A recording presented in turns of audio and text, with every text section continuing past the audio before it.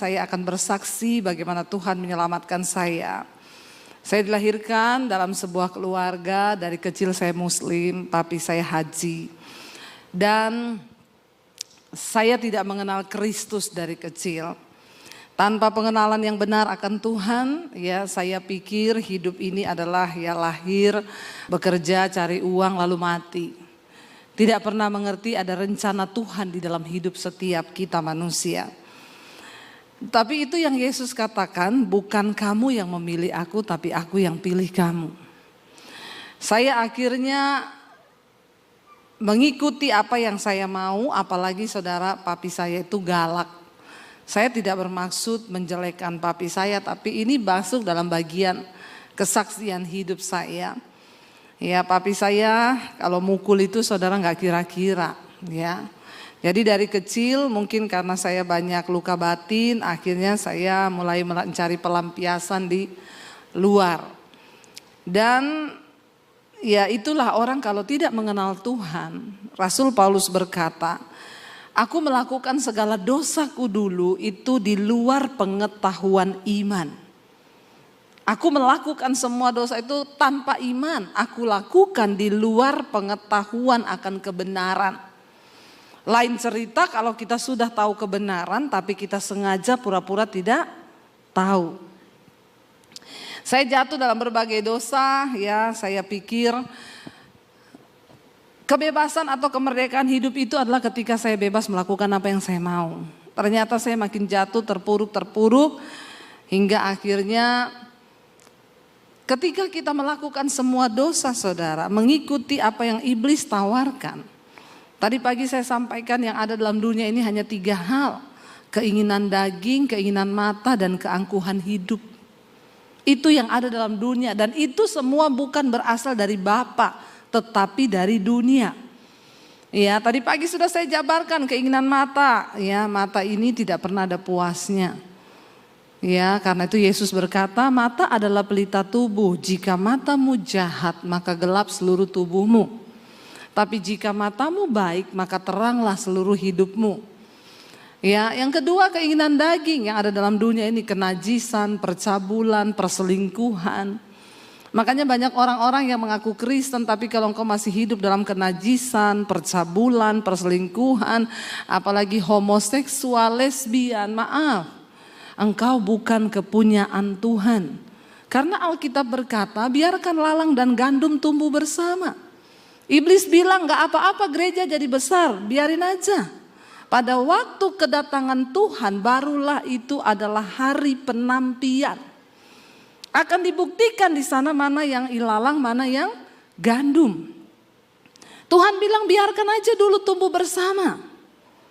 Ya, karena pada hari penampian nanti akan dibuktikan. Makanya Yesus berkata, bukan setiap orang yang berseru kepadaku Tuhan, Tuhan yang akan masuk dalam kerajaan Allah, tapi mereka yang melakukan kehendak Bapa. Yesus bilang pada akhir zaman nanti aku baru akan berterus terang kepadamu bahwa aku tidak mengenal engkau. Daripada nanti Yesus baru berterus terang, lebih baik sekarang kita bertobat. Sungguh-sungguh ikut Tuhan. Akhirnya saudara, karena saya terpuruk dalam dosa, singkat cerita iblis ngomong hidupmu sudah hancur, kamu sudah rusak, masa depanmu juga rusak. Buat apa kamu hidup? Mending bunuh diri. Dan saat itu tidak ada pikiran lain dalam benak saya, cuma pengen mati. Karena saya tidak menemukan apapun di hidup ini saudara. Setan datang menuduh saya, hidupmu hancur. Untuk apa kamu hidup? Mati saja. Dan saya mulai mencari siapa Tuhan itu. Saya mulai bertanya, Tuhan, untuk apa engkau ciptakan aku di dunia ini? Kurang kerjaan banget kau Tuhan. Kenapa engkau ciptakan aku untuk berdosa? Kalau hari ini saya mati bunuh diri, saya tahu saya masuk neraka, terus Tuhan puas. Buat apa engkau ciptakan saya? Tanpa pengetahuan yang benar. Saya marah kepada Tuhan. Dan di luar sana saudara, ada begitu banyak orang yang sedang punya pertanyaan yang sama. Dan tugas kita lah untuk membawa mereka ke jalan yang benar. Tapi bagaimana mungkin Alkitab bilang engkau saja kalau ditinjau dari segi usia, harusnya kita ini semua sudah jadi pengajar. Tapi yang terjadi adalah apa saudara? Orang Kristen sekarang datang duduk pulang di gereja, tapi engkau tidak mampu menjadi pengajar. Bahkan asas-asas tentang kekristenan itu masih harus diajarkan. Masih banyak orang Kristen yang tanya saya, Bu, merokok itu dosa apa enggak, Bu? Di mana ayatnya, Bu? Saya bilang di pom bensin baca. Gede tulisannya dilarang merokok. Lu gak usah cari di Alkitab, tidak ada tulisan dilarang merokok. Tapi saya mau bilang, sedangkan di pom bensin saja kau tidak bisa masuk, apalagi di amin yang merokok. Tidak usah angkat tangan. Saya khotbah begini di Jakarta saudara, di satu mall. Tiba-tiba waktu pulang saya dikejar orang Ambon. Di mall, orang Ambon sangar saudara. Seng makan mati, makan seng juga mati. Dia kejar saya, dia bilang, Ibu pendeta, Ibu pendeta. Saya bilang, kenapa ya Pak? Saya tadi ikut ibadah yang Ibu bawa firman tadi. Saya itu paling tidak suka kalau ada pendeta khotbah-khotbah soal rokok. Emangnya saya beli itu rokok pakai uangnya pendeta? Terus saya bilang, Bapak nih masalahnya apa ya? Tapi tadi itu Ibu bilang, sedangkan di pom bensin saja saya tidak bisa masuk, apalagi di sorga. Saya pikir-pikir itu Ibu betul juga itu. Ternyata seringkali kita nggak usah khotbah tinggi-tinggi bahasanya Pak. Ya karena jemaat itu lebih ngerti bahasa yang sehari-hari saja. Terus dia bilang, Ibu saya tadi dengar khotbah Ibu itu saya berniat mau berhenti merokok Ibu. Tapi sudah lama ini memang saya tidak bisa berhenti Ibu. Karena aduh bagaimana ya Ibu ya. Ibu kasih saya tips Ibu. Atau Ibu tumpang tangan ke saya Ibu supaya saya berhenti merokok. Saya bilang Pak, itu adalah niat dari dalam diri. Biar saya tumpang kaki Bapak. Kalau memang Bapak tidak niat bertobat tidak bisa Pak. Terus bagaimana tipsnya Ibu? Nanti kalau Bapak berhenti 1-2 hari itu kan iblis bujuk lagi tuh. Nanti iblis Bapak lihat rokok kepengen ambil, nggak apa-apa ambil aja Pak. Ambil ya Ibu Debbie. Iya terus hidupin aja. Hidupin ya Ibu. Terus Bapak taruh di mulut tapi diputer, apinya taruh di bibir. Bapak lakukan itu sehari 3 kali. Saya yakin Bapak berhenti merokok, kenapa? Bibirmu melepuh. Tapi lebih baik begitu kan, kena api rokok daripada kena api neraka. Kan Tuhan bilang kalau tanganmu membuat engkau berdosa, potong tanganmu. Lebih baik engkau masuk surga tanpa tangan daripada engkau utuh tapi masuk ke dalam neraka. Kalau kakimu membuat engkau berdosa, potong kakimu. Lebih baik engkau masuk surga tanpa kaki daripada engkau utuh masuk ke dalam neraka. Kalau orang yang tukang selingkuh saya nggak tahu apa yang disuruh potong. Bertobat. Betapa kudusnya Tuhan itu. Jangan bermain-main dengan dosa saudara. Amin. Dan makanya kita ini kalau nggak berubah-berubah saudara. Ya saya selalu berkata setan itu tidak pernah takut dengan gereja yang penuh. Jangan bangga dulu kalau gereja penuh.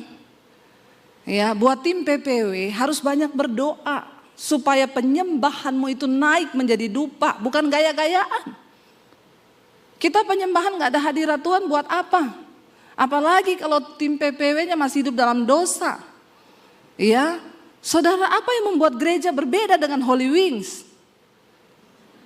Lo bener, kita kalau cuma di gereja mau lompat-lompat saudara, setan gak pernah takut engkau lompat-lompat di gereja. Saya kadang kalau lihat di gereja itu orang udah kayak kesetanan gak ada bedanya sama Holy Wings saudara. Apa yang membuat kita berbeda? Ada hadirat Tuhan. Dan ketika orang ketemu hadirat Tuhan, engkau pulang hidupmu berubah. Yang bersinah tidak bersinah lagi. Yang homo gak homo lagi. Yang selingkuh tidak selingkuh lagi. Yang kepahitan tidak kepahitan lagi. Dan hidupmu berdampak bagi kerajaan setan. Setan takut. Engkau juga berdampak bagi kerajaan Allah. Itu yang benar. Kita perlu berdoa hari-hari ini saudara. Setan gak takut, jemaat penuh. Makanya ada orang tanya sama saya, Bu, saya mau tanya sama ibu pelayanan di desa-desa ya? Iya sering. Kalau ibu pelayanan di desa, ada gak yang kerasukan? Banyak saya bilang. Kalau di kota ibu pelayanan di gereja besar, pernah gak ada jemaat yang kerasukan? Saya bilang hampir tidak ada. Nah itu kenapa Bu? Dulu pernah ada di Jakarta di gereja besar lagi puji-pujian, ada bapak-bapak jatuh menggelepar. Saya lari langsung mau saya tengking. Tiba-tiba istrinya bilang, jangan Bu, kenapa? Epilepsi. Padahal saya pikir kerasukan saudara, udah mau saya dalam nama Yesus, bahasa roh kan keluar kan. Istrinya bilang, jangan Bu, kenapa? Epilepsi Bu. Oh, terus gimana sadarnya? Nanti sadar sendiri. Nah di gereja besar di Jakarta, di kota besar itu memang jarang ada yang kerasukan. Menjadi PR dia tanya, kenapa ya Bu kalau di gereja besar tidak ada yang kerasukan? Saya juga bertanya saudara. Lalu Roh Kudus memberi saya pemahaman. Kenapa di gereja besar nggak ada yang kerasukan lagi? Karena setan sudah tidak bekerja di gereja besar. Setan itu cuma kontrol.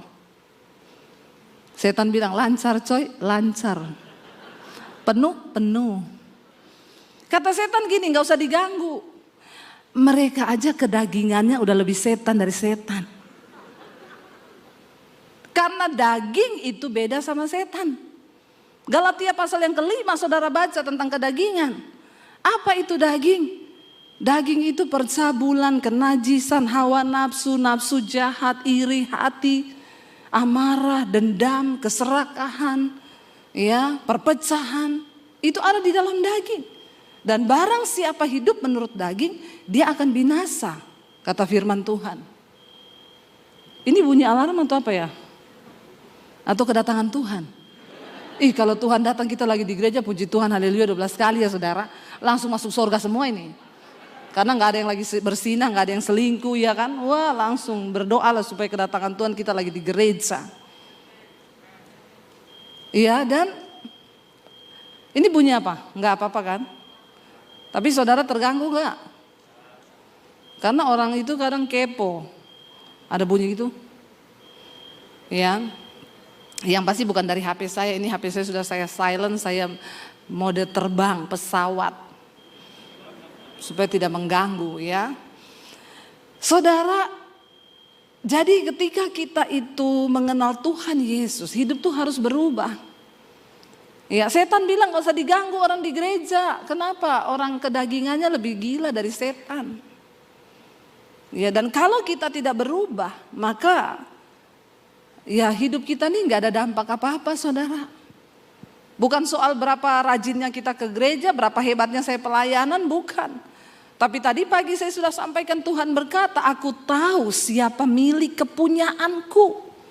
Dan Yesus bilang aku akan berterus terang ketika aku datang kali yang kedua. Aku akan berterus terang. Ngeri itu.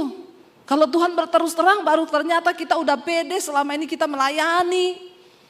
Sorry aja tidak semua orang Kristen memperoleh janji Tuhan. Kalau kita belajar dari kisahnya bangsa Israel. Mereka dipanggil keluar tapi ternyata tidak semua bisa masuk ke tanah perjanjian. Perjalanan yang harusnya ditempuh 11 hari jadi 40 tahun. Kenapa? Proses 40 tahun ini untuk mematikan kedagingan mereka. Karena Tuhan tidak mau mereka masuk di tanah yang baru. Dengan pola dan hidup kedagingan yang lama. Saudara akhirnya saya mau bunuh diri dan saya bertanya Tuhan di mana engkau, siapa engkau? Saya pengen kenal Tuhan itu, saya gak peduli tentang agama. Saya pengen tahu Tuhan yang benar itu siapa. Jangan engkau menjadi Kristen hanya karena warisan dari orang tua. Setiap kita perlu berjumpa secara pribadi dengan Tuhan. Karena tidak semua ternyata orang Kristen itu sudah mengalami perjumpaan pribadi dengan Tuhan. Yesus berkata kepada Nikodemus, kamu tidak mungkin bisa masuk kerajaan Allah kalau engkau tidak dilahirkan kembali. Apa artinya dilahirkan kembali? Nikodemus berkata, aku sudah tua, bagaimana mungkin aku masuk ke rahim ibuku lalu aku dilahirkan kembali? Yesus bilang, kau harus dilahirkan kembali dari air dan dari roh, dari firman Allah. Saudara, manusia rohani kita harus dibangun. Ketika itu saya pengen bunuh diri saudara, saya udah gak peduli mau bagaimana, pokoknya saya pengen mati. Tapi sebelum saya mati saya bilang, Tuhan tunjukkan dirimu kepada saya. Habis ini saya mati dan saya masuk neraka dan Tuhan puas. Saya nangis di kamar saya tulis surat buat orang tua saya. Karena saya ini dari kecil sudah diwanti-wanti papi saya. Jangan berteman dekat sama orang Kristen. Apalagi kalau sampai kamu jatuh cinta dan pacaran sama laki-laki Kristen. Lebih baik papi masuk penjara, papi bunuh kamu daripada kamu bikin malu keluarga. Jadi saya sangat-sangat takut dan saya tidak berani deket-deket sama cowok Kristen. Padahal yang ganteng-ganteng tuh cowok Kristen. Cie. Amin loh ya. Yang bertobat. Yang tidak bertobat sama juga setan. Yang bertobat. Ya. Saudara, akhirnya ya saya terus hidup ya dengan prinsip saya. Dan akhirnya sampai waktu itu saya pengen mati bunuh diri. Saya berdoa. Saya nggak tahu berdoa kepada Tuhan yang siapa. Tapi di benak saya percaya bahwa ada Tuhan di dunia ini. Orang yang paling malang, yang paling bodoh di dunia bukan orang yang gak bisa baca tulis. Tapi orang yang paling malang adalah orang yang tidak percaya bahwa Tuhan itu ada. Itu orang paling bodoh saudara. Maaf ya, kita lihat matahari, bulan, bintang, bumi berputar pada rotasinya. Harusnya kita mengaku bahwa ada satu kuasa yang mengatur itu semua. Saya lihat bunga aja ya, itu bunga daunnya hijau, bisa keluar kuning, merah, itu saya, wow Tuhan engkau itu dahsyat. Itu dari mana itu kalau bukan karena kuasa Tuhan? Enggak mungkin, kita diciptakan manusia. Kita punya mata dua semua kan? Ada yang mata tiga di sini? Enggak ada, kita punya mata dua, hidung satu. Lubangnya menghadap ke bawah.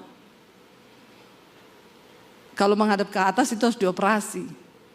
Kalau lubang menghadap ke bawah walaupun pesek tidak usah operasi, begini saya sudah cukup. Amin ibu-ibu. Ya karena orang itu kalau pengen cantik nggak puas-puas, nanti pengen cantik terus, nanti ini salah dikit diperbaiki, malah salah. Ya operasi hidung jadi cantik sih tapi ngomongnya jadi gini. Ya. Pesek nggak apa-apa, lubangnya dua menghadap ke bawah sudah puji Tuhan, haleluya 12 kali. Karena kalau menghadap ke atas repot, hujan masuk air, maka matilah kau. Ya jadi ya sudah disyukuri saja. Tapi ajaibnya Tuhan ya, kita punya hidung satu, mata dua, mulut satu, mukanya itu beda semua loh. Nggak ada yang sama kan? DNA-nya juga pun berbeda. Itu Tuhan. Kalau orang gak percaya ada Tuhan tuh kebangetan saudara. Saya bilang Tuhan saya percaya engkau ada. Tapi siapa engkau sebenarnya Tuhan? Tunjukkan dirimu kepada saya. Hanya ada satu Tuhan yang benar walaupun agama banyak. Hanya ada satu Tuhan. Kita perlu mengalami perjumpaan pribadi dengan Tuhan itu. Malam itu saya menangis di kamar saya tulis surat buat orang tua saya. Papi, mami saya minta maaf. Selama ini saya jadi anak yang tidak pernah nurut, saya memberontak sama orang tua.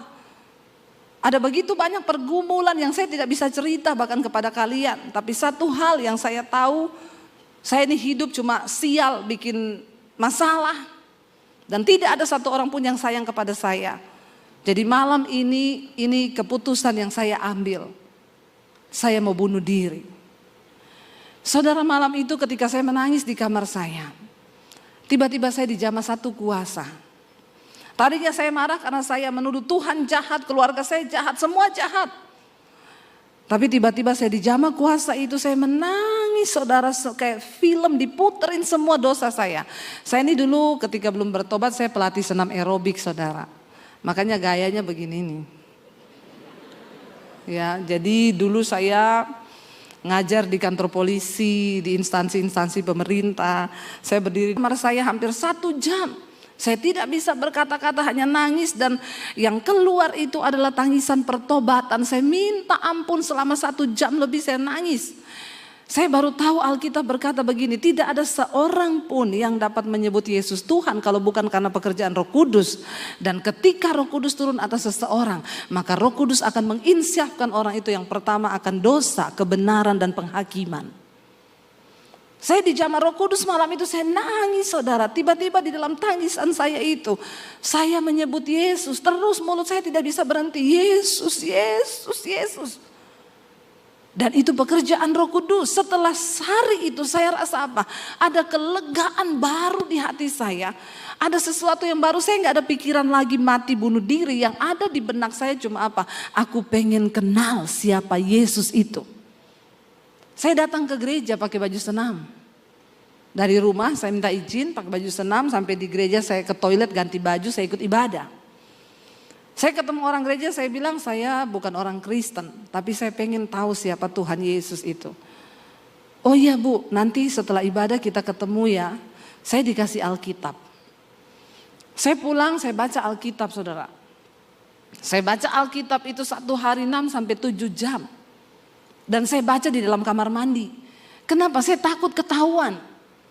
Kalau sudah selesai baca, saya gulung pakai baju-baju selimut, saya simpan di bawah kolong, di lemari, tiap hari saya pindahkan tempat simpannya. Karena papi saya punya pedang panjang 1,5 meter di bawah kolong tempat tidur, dia punya pistol di lemari.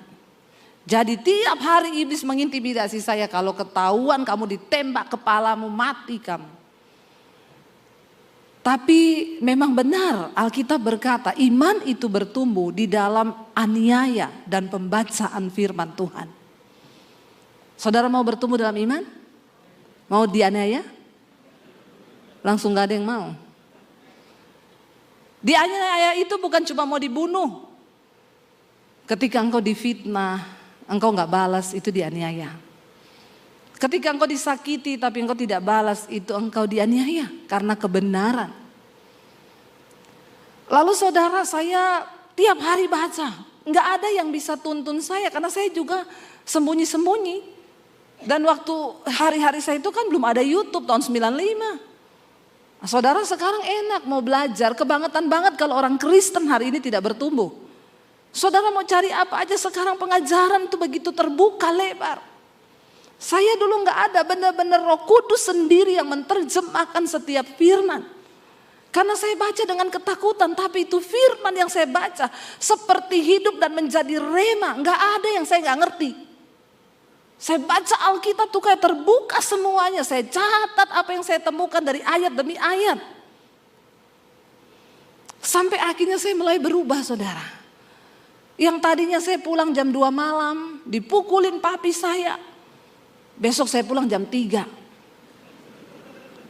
Saya panjat tiang antena break-break itu di samping rumah. Ya besoknya saya pulang jam 3, saya panjat, enggak bisa naik, licin, disiram oli. Itu sampai begitu. Sampai saya yakin orang tua saya juga udah nggak bisa atur saya. Dosa demi dosa saya coba semuanya saudara. Tapi ternyata tidak membawa kebahagiaan. Jadi kalau hari ini ada di antara saudara yang masih mau coba-coba dosa dan baru mau belajar berdosa, kasihan deh lo. Enggak ada, dosa akan mencabut damai sejahteramu. Enggak ada orang hidup bahagia karena dosa. Ujungnya engkau mau bunuh diri, pasti. Jangan simpan dosamu. Berbahagialah orang yang mengakui dosanya dan meninggalkannya, maka dia akan berbahagia kata firman Tuhan. Lalu saudara, saya mulai mengalami perubahan. Setiap firman yang saya baca dalam perjanjian baru itu masuk dan mengubahkan saya. Tadinya saya orang yang paling malas di rumah. Saya berubah menjadi orang yang paling rajin. Tadinya saya suka keluar tengah malam. Tapi sejak saya mengenal Yesus, seperti yang Rasul Paulus bilang, apa yang dulu merupakan keuntungan bagiku, sekarang ku anggap rugi. Karena pengenalan akan Yesus Kristus Tuhanku itu lebih berguna daripada segala-galanya. Malahan segala sesuatu aku anggap rugi karena Kristus. Itu benar-benar saya alami. Tidak ada kata lain selain tiap hari saya cuma pengen baca Alkitab, mempraktekkan firman Tuhan. Tadinya saya kalau berantem dengan adik saya yang laki-laki, adik saya itu badannya tatoan saudara. Kalau berantem, dia mau pukul saya saudara. Dulu kalau saya belum bertobat, saya ambil sepatu di depan saya lempar ke mukanya dia. Tapi ketika saya mengenal Tuhan Yesus, Tuhan bilang, firman Tuhan bilang, jangan kalah dengan kejahatan. Tapi kalahkan kejahatan dengan kebaikan. Mempraktikkan itu susah. Tapi saya harus berubah. Saya mulai berubah dalam segala hal. Dari cara berkata dulu, kata-kata kotor, ya, semua berubah. Sampai cara berpakaian semua berubah. Dulu makin seksi makin bangga. Ketika terima Yesus makin seksi makin malu. Kalau ada orang Kristen yang masih suka pakai baju seksi apalagi ke gereja, apalagi udah ibu-ibu pakai rok mini duduk di depan pangku kaki. Makanya kadang pendeta cowok lagi khotbah tiba-tiba dia lagi bergumul itu. Pasti ada sesuatu yang dia lihat di situ. Jadi tolong ibu-ibu tahu diri, ke gereja itu jangan pakai baju yang belum jadi. Amin. Sobek sini, di sini sobek sampai sini, kelihatannya panjang sobekannya sampai sini. Makanya kata kuntilanak begini, saya sama orang Kristen lebih kudus saya. Baju saya panjang sampai ke bawah, bolongannya satu tok di belakang. Orang Kristen zaman now udah bajunya pendek, bolong di mana-mana. Jadi kata kuntilanak, yang setan Eke apa ye. Makanya kuntilanak sekarang sudah tidak menampakkan diri. Udah kalah pamor sama orang Kristen. Hello. Ya, bertobat loh saudara. Lalu saya berubah saudara. Ketika akhirnya kakak saya yang paling tua ngomong gini sama saya satu kali. Dep, saya tahu loh kamu sekarang jadi Kristen.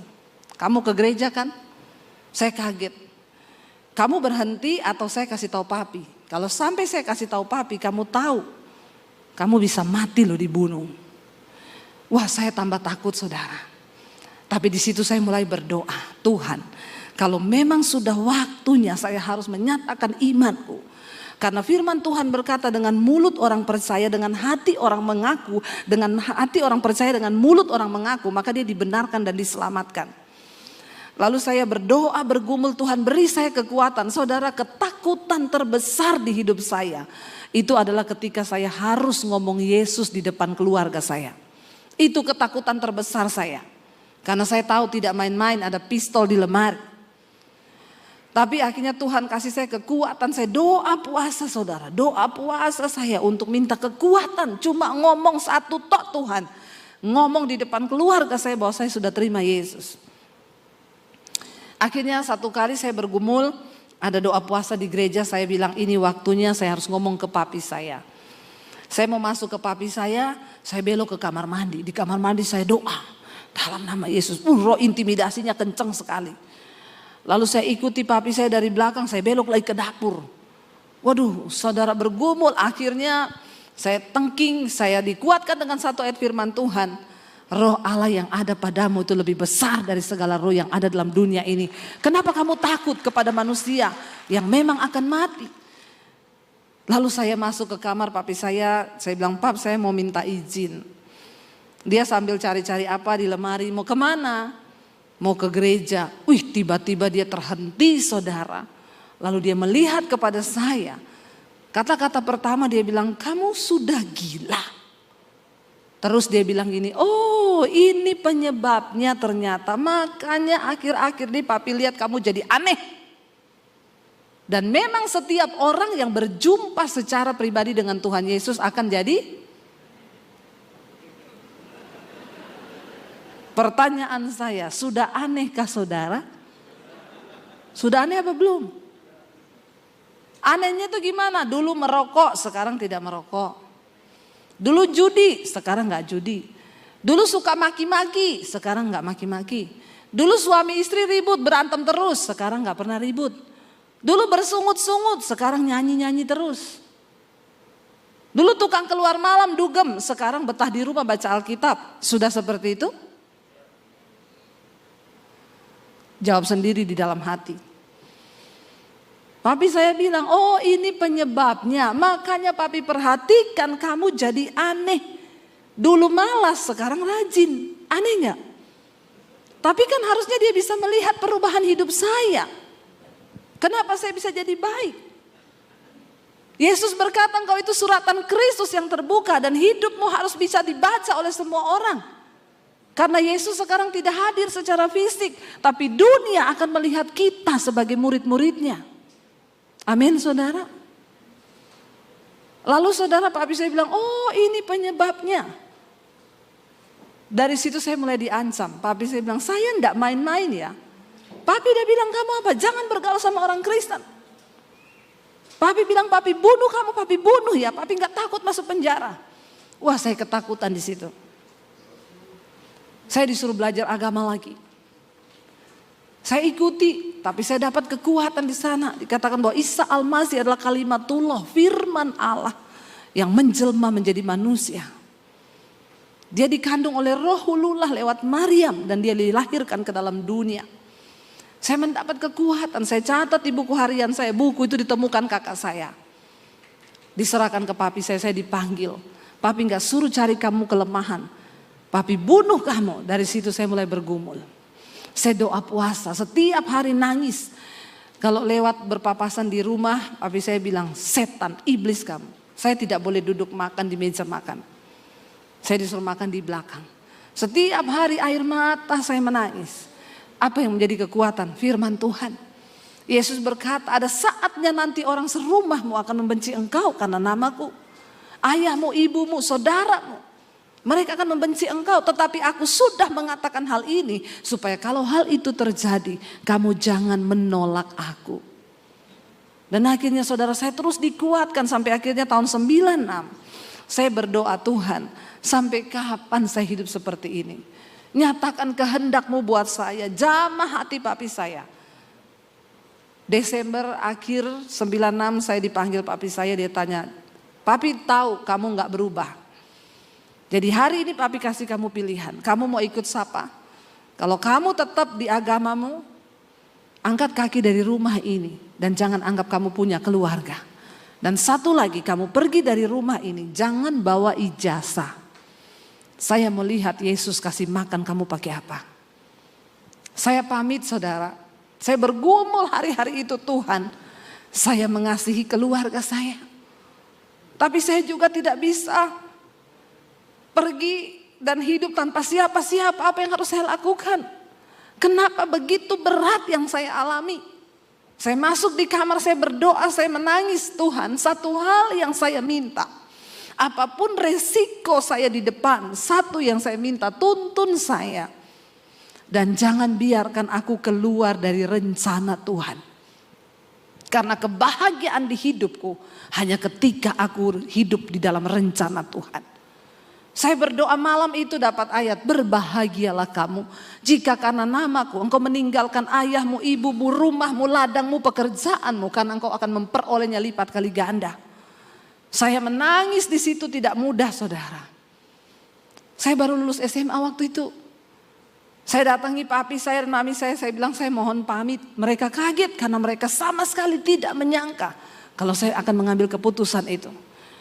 Papi saya menangis berlutut di bawah kaki saya. Karena memang saya 5 bersaudara, saya anak yang dia paling sayang. Dia bilang, Debbie, papi merendahkan diri di kakimu. Tolong kembali ke agamamu. Saya peluk papi saya. Saya bilang, Pap, saya sayang sama papi. Tapi saya tidak bisa suruh menyangkal Tuhan Yesus. Karena saya merasa Tuhan merubah hidup saya. Tapi saya sayang sama papi. Kalau kamu sayang, kenapa kamu lakukan ini?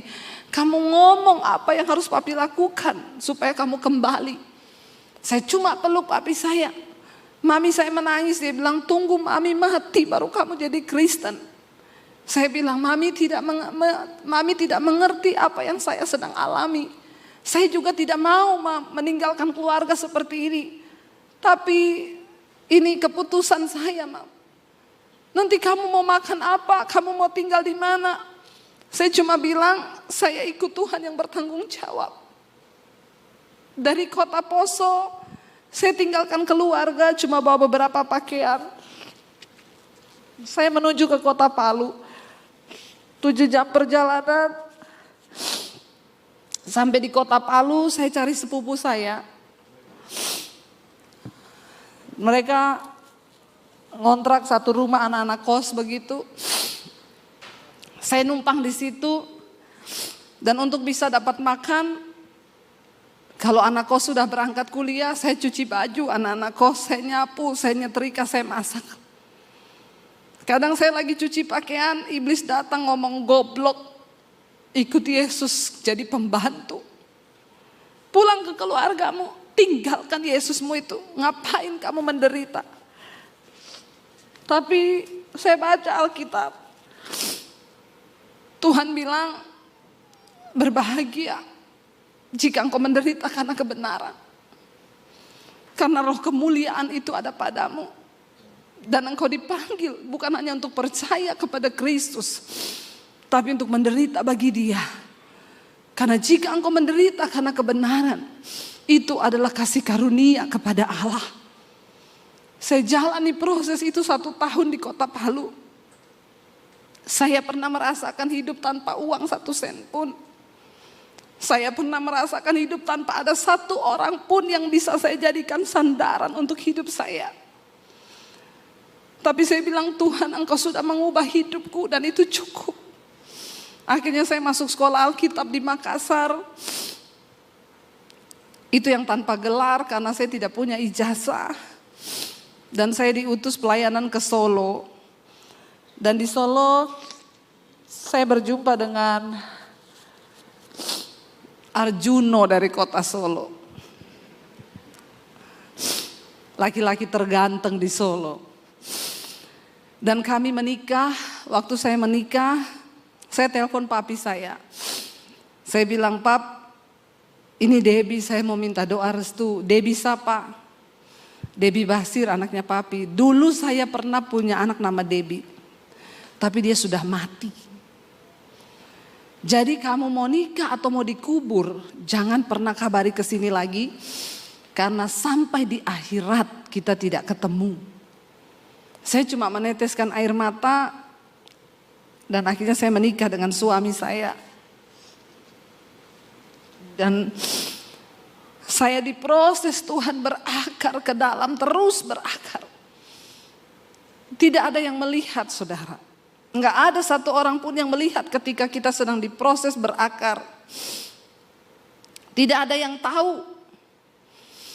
Tapi itu yang terbaik.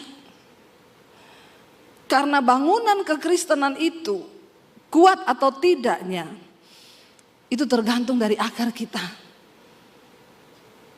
Kenapa pohon korma itu menjadi pohon yang menjadi perumpamaan di Alkitab? Karena korma itu kalau ditanam, dia nggak langsung bertunas ke atas. Ditekan pakai batu besar, dia akarnya ke dalam mencari air di padang gurun. Membutuhkan waktu yang lama, tidak langsung ke atas. Tapi orang Kristen zaman sekarang pengennya cepat, langsung ke atas. Kenapa kita perlu berakar di dalam Kristus? Supaya bangunan kekristenanmu itu teguh. Saya pernah melewati yang sepahit itu. Karena itu tidak ada satupun yang bisa lagi membuat saya jauh dari Tuhan. Saya baru mengerti Rasul Paulus berkata, tidak ada satupun yang bisa pisahkan aku dari kasih Kristus. Apakah itu kelaparan, ketelanjangan, ataupun aniaya. Tidak ada satupun. Karena aku sudah mengalami Kristus. Kenapa kita perlu punya pengalaman pribadi berjumpa dengan Yesus? Supaya engkau kuat menjalani hidup kekristenan. Karena ikut Yesus itu tidak enak. Enggak enak ikut Yesus itu. Siapa yang bilang ikut Yesus itu enak, saudara? Kalau engkau berkata enak berarti engkau belum sungguh-sungguh melakukan firman. Kalau engkau belajar sungguh-sungguh melakukan firman, ikut Yesus itu tidak enak, penuh dengan air mata. Tapi itulah proses. Sebab Tuhan lebih tertarik mengubah karaktermu ketimbang menjawab semua persoalan-persoalan di hidupmu. Kalau karakter kita belum berubah, buat apa Tuhan jawab masalahmu? Biar Tuhan ubahkan kita dulu. Ini waktunya sudah habis, Pak. Kita tambah sebentar ya, Pak ya. Karena ini baru pembukaan, Pak. Belum khotbah loh ini. Baru pembukaan udah habis waktu. Saudara, sampai hari ini saya tidak pernah melihat Tuhan meninggalkan saya. Saya ikut Tuhan dari tahun 95, penderitaan, air mata, difitnah, direndahkan, dihancurkan. Tapi saya tahu itu adalah proses berakar yang sedang Tuhan izinkan supaya bangunan iman saya itu kokoh. Jadi sekarang kalau cuma saya difitnah, kecil. Udah gak ada yang bisa merampas damai sejahtera saya. Saya pernah melewati yang lebih berat daripada itu. Ketika saya difitnah, ketika direndahkan, terima kasih Tuhan. Aku berbuat satu lagi kasih karunia buat engkau. Saudara, waktu engkau diproses, bersyukur loh. Karena tidak semua orang diproses karena kebenaran. Kalau engkau dipenjara karena engkau berbuat dosa, itu memang seperti itu. Tapi kalau engkau dihina, difitnah, disalahkan padahal engkau tidak salah, itu adalah kasih karunia kepada Tuhan, Alkitab bilang. Bersyukur. Ubah cara pandang kita hari-hari ini. Biar engkau berani berkata, ini aku Tuhan. Ubah aku, bentuk aku. Sekalipun itu sakit. Kenapa saudara? Karena kita sedang mempertaruhkan nilai kekekalan di dalam hidup ini. Dan sekarang waktunya kita memperjuangkan itu. Bukan nanti sudah mati. Karena itu Rasul Paulus bisa berkata, bagiku hidup adalah Kristus, mati itu sebuah keuntungan. Orang yang sudah sungguh-sungguh ikut Yesus, dia berkata, mati itu keuntungan. Jadi saudara tidak usah terlalu takut mati. Amin. Enggak usah terlalu takut mati. Itu pesan saya di dalam masa pandemi yang selalu saya sampaikan lewat khotbah-khotbah saya di doa malam. Dan ternyata memang pandemi itu yang banyak orang mati terbunuh bukan cuma karena virus tapi karena ketakutan. Banyak sekali orang ketakutan. Ternyata banyak yang masih takut mati. Kita tidak boleh mencobai Tuhan. Tapi jangan engkau menggeser imanmu. Saya selalu berkata, penyebab orang mati saudara. Saya berkata selalu begini, mati hidup kita bukan di tangan corona tapi di tangan Tuhan. Amin. Kalau belum waktunya mati, tidak akan mati. Saya ini udah berkali-kali kena corona, semua varian saya coba. Loh benar saudara, karena saya berdoa. Hari-hari itu semua ketakutan, semua bersembunyi. Ketika lockdown pertama kali dibuka di Jakarta, mereka bilang, ibu kami sudah masuk kantor bu. Tidak ada pendeta yang berani khotbah di kantor. Ibu mau datang gak? Teman-teman saya pendeta bilang, Bu Debi hati-hati. Pendeta banyak sekali yang mati. Saya bilang, saya doa dulu tanya Tuhan ya. Itu kan alasan yang paling bijak dari pendeta. Biar dibilang rohani kan. Saya doa, saya tanya Tuhan, Tuhan saya besok itu pelayanan di kantor nih, semua pendeta takut sembunyi. Saya berangkat atau tidak? Tuhan cuma jawab gini, tidak tahu diri kau. Di saat orang semua lagi ketakutan, harusnya engkau pergi untuk memberitakan Injil kabar baik itu, tidak perlu takut. Kenapa kau bersembunyi?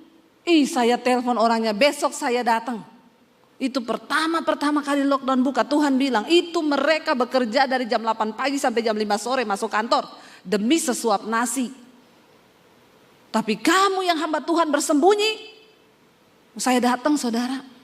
Dan saya berdoa saat itu, Tuhan, kalau Tuhan mau izinkan saya kena, tidak apa-apa, untuk saya bisa bersaksi. Supaya jemaat ini jangan berpikir dia itu mati karena corona. Tidak usah tunggu kena corona. Kalau mau waktunya mati lagi tidur pun bisa. Bilang kanan kirimu, hati-hati. Iya, logo dari seorang percaya itu dia gak takut lagi mati. Karena bagi kita mati adalah keuntungan. Hidup adalah bagi Kristus.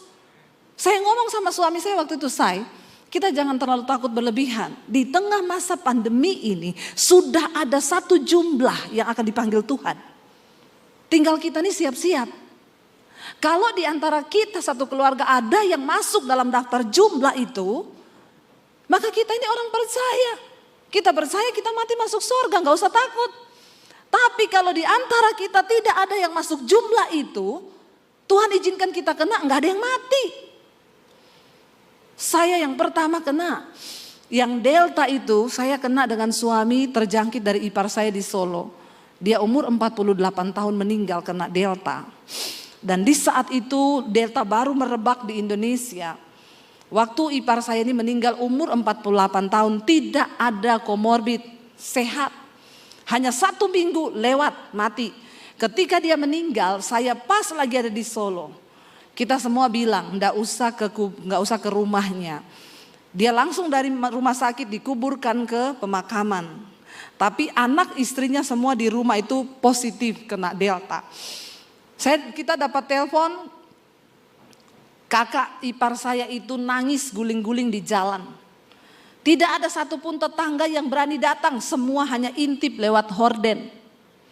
Karena saat itu ketakutan begitu luar biasa. Saya bilang sama suami saya, kita gak bisa begini, kita harus datang ke rumahnya. Kita beri dia kekuatan, kita kasih dia penghiburan. Tuhan tahu bukan niat kita untuk mencobai Tuhan. Suami saya agak takut, dia bilang saya tunggu di pagar, kau yang masuk. Dalam hati saya, kalau saya kena corona, kan ini virus 1 orang bertobat, seisi rumah diselamatkan kan. 1 orang kejangkit, ini virus alkitabiah banget kan. 1 orang terjangkit, seisi rumah terjangkit kan. Jadi saya tuh datang, kakaknya peluk saya, menangis, saudara di sini. Saya doa dalam nama Yesus, dalam nama Yesus. Tapi saya kasih dia kekuatan, bersyukur suamimu sudah syok saudara. Umur 48 tahun, enggak sakit apa-apa, cuma seminggu. Di grup itu masih ngomong, saya kena corona doakan ya. Gini. Besoknya gini, agak sesek, makan mas, makan. Enggak nafsu, harus dipaksa. Hari ketiga masih bercanda. 5 hari, 6 hari sesek, 7 meninggal. Ngeri, kita takut semua. Kami pulang dari Solo sampai di Jakarta, suami saya demam. Demam gak bisa makan, muntah-muntah. Kakak ipar saya telepon, cepat PCR, kami satu keluarga di Solo sudah positif. Kita pergi periksa, benar kami berdua positif. Karena anak-anak gak ikut ke Solo. Baru kali itu saya lihat suami saya udah mau mati saudara. Tidak berdaya, pegang HP aja gak bisa. Tiap berapa menit muntah gak bisa makan apa-apa. Saya bilang sama suami saya jangan sampai ke rumah sakit ya saya. Jangan sampai sesak napas, kamu ke rumah sakit mati kau saya. Bukan apa-apa, gak ada yang urus kan. Gak ada yang kasih makan, gak ada yang kasih minum. Bener ya. Terus saudara akhirnya saya juga kena itu. Ya. Dia gak bisa makan apa-apa. Saya cuma ingat dia suka pisang. Saya kasih pisang gak muntah. Lumayan bisa makan 1 pisang. Malamnya saya habis mesbah doa. Sesak napas saudara saya bunyi gini. Sudah keringetan saya ditambah. Dan kita itu waktu itu kena karena intimidasi iblis. Kakak saya nih baru di depan mata bener-bener nih. Bunyi napas saya begitu, setan bilang malam ini kamu sesek, besok dibawa ke rumah sakit, 3 hari kamu mati. Takut saya, pendeta juga manusia. Punya rasa, punya hati, jangan samakan dengan pisau belati. Saya duduk di studio saudara, saya sudah ingat siapa teman yang mau saya telepon. Karena banyak yang ngomong, Bu kalau butuh rumah sakit ngomong ya, nanti saya kasih rumah sakit. Lagi saya ingat begitu, Roh Kudus ngomong gini, kenapa kamu mengandalkan manusia? Kamu tuh hamba Tuhan. Angkat imanmu, angkat perjamuan kudus.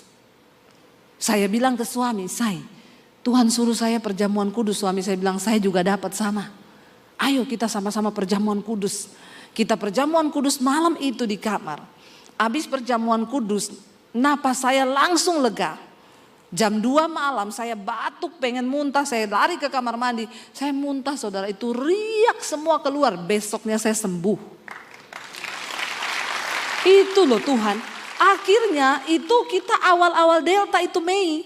Setelah akhir Mei itu Juni merebak itu delta, rumah sakit penuh orang sampai di tenda-tenda. Saya bersaksilah di mesbah doa tentang perjamuan kudus. Dan semua jemaat Mesbah Doa yang tidak kebagian rumah sakit, mereka kena. Ada satu yang bersaksi, Bu, suami saya udah delek-delek, napasnya tinggal satu-satu. Udah panggil istrinya gini, asuransi di bawah situ ada, terus sertifikat rumah, ya ini nanti kekayaan kita, ini bener. Istrinya ngomong, cari oksigen nggak ada, semua nggak ada. Istrinya bilang gini, Pak, Bu Debi kan di Mesbah Doa bersaksi, mereka perjamuan kudus, Papa masih bisa kuat nggak kita perjamuan ya? Dia mengangguk, mereka perjamuan saudara. Malam itu seperti yang saya alami, dia muntah keluar semua riaknya. Itu kan yang setengah mati ngeluarin riak kan. Dari situ semua jemaat Mesbah Doa itu bersaksi tentang bagaimana kuasa perjamuan kudus di tengah masa pandemi. Dan saya baru melihat di situ saudara, benar. Ingat saya berkata, hidup mati kita bukan di tangan corona, tapi di tangan Tuhan. Amin saudara. Di tangan Tuhan, jangan geser imanmu. Jangan terlalu takut, gak usah dibesar-besarkan. Ya, karena Tuhan lebih besar pegang kendali atas hidup kita. Tapi orang Kristen itu alay lebay kalau nyanyi di gereja. Walau 1000 rebah di sisiku, kau tetaplah Allah penolongku. Walau 10.000 rebah di kananku, pret. Baru satu aja yang mati, udah ketakutan. Tapi kalau nyanyi alay lebay. Makanya setan bilang biarin aja, alay itu alay. Ya terus kalau doa udah iya, kami percaya Tuhan, Engkau yang sanggup, Engkau yang ini. Makanya saya bilang tidak semudah engkau ngomong firman itu. Engkau harus mengalami Tuhan. Engkau harus mengalami kuasanya. Sehingga engkau punya iman yang kuat dan berkata, aku percaya Tuhan. Sudah lebih 14 menit. Mau dilanjutkan? Anda puas, saya lemes. Karena saya besok subuh harus terbang ke Makassar. Dari Makassar saya ke Morowali. Dari Morowali saya ke Tentena. Ada seminar hamba-hamba Tuhan di desa. Itu adalah pelayanan kami setiap bulan. Kami kumpulkan pendeta-pendeta desa untuk menguatkan mereka. Karena ternyata banyak hamba Tuhan yang sudah mulai loyo dan tidak punya iman lagi saudara. Dan saya bilang, Tuhan selama aku masih hidup. Capek saudara, capek. Dan ini adalah proyek menabur dari kami. Tidak dapat PK. Kami keluar uang untuk pendeta-pendeta di desa. Tapi saya utang nyawa sama Tuhan. Kita semua utang nyawa sama Tuhan. Dan kita harus melakukan saudara. Selama saya bilang masih siang. Yesus berkata, bekerjalah selama hari masih siang. Apakah hidup kita ini sudah berdampak? Apakah kita hidup ini sudah melakukan sesuatu untuk pekerjaan kerajaan Allah? Atau kita cuma hidup sibuk bagi diri kita sendiri. Alay lebay dengan masalah-masalah yang kita hadapi. Dan kita gak pernah lihat kebutuhan orang banyak. Masih banyak orang yang lebih susah dari kita. Kita baca satu ayat biar ini dikatakan khotbah. Kalau tidak ayat belum sah saudara ya. Kolose pasal yang kedua ayat yang pertama, ayat yang ke-6. Kolose 2 ayat yang ke-6. Sampai ayat yang ke-12. Ayat yang ke-6 sampai ayat 12. Kolose pasal yang kedua. Kita baca ayat 6 sampai ayat 12. Baca bersama. 1, 2, 3. Kamu telah menerima Kristus Yesus Tuhan kita. Karena itu apa? Hendaklah hidupmu tetap di dalam Dia. Hendaklah kamu berakar di dalam Dia dan dibangun di atas Dia. Hendaklah kamu bertambah teguh dalam iman yang telah diajarkan kepadamu dan hendaklah hatimu melimpah dengan syukur. Hati-hatilah supaya jangan ada yang menawan kamu dengan filsafatnya yang kosong dan palsu menurut ajaran turun-temurun dan roh-roh dunia, tetapi tidak menurut Kristus.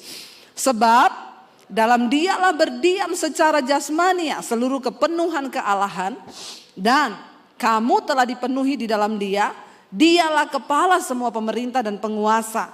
Dalam Dia kamu telah disunat bukan dengan sunat yang dilakukan oleh manusia, tetapi dengan sunat Kristus yang terdiri dari penanggalan akan tubuh yang berdosa. Karena dengan Dia kamu dikuburkan dalam baptisan dan di dalam Dia kamu turut dibangkitkan juga oleh kepercayaanmu kepada kerja kuasa Allah yang telah membangkitkan Dia dari antara orang mati. Saudara, kita sudah berada di dalam Yesus. Menjadi Kristen saja tidak cukup, tapi saya undang para imam musik maju ke depan. Menjadi Kristen saja tidak cukup, tapi kita harus berakar di dalam Dia, dibangun di atas Dia. Jalani setiap proses hidup kita, biarlah akar kita makin kuat.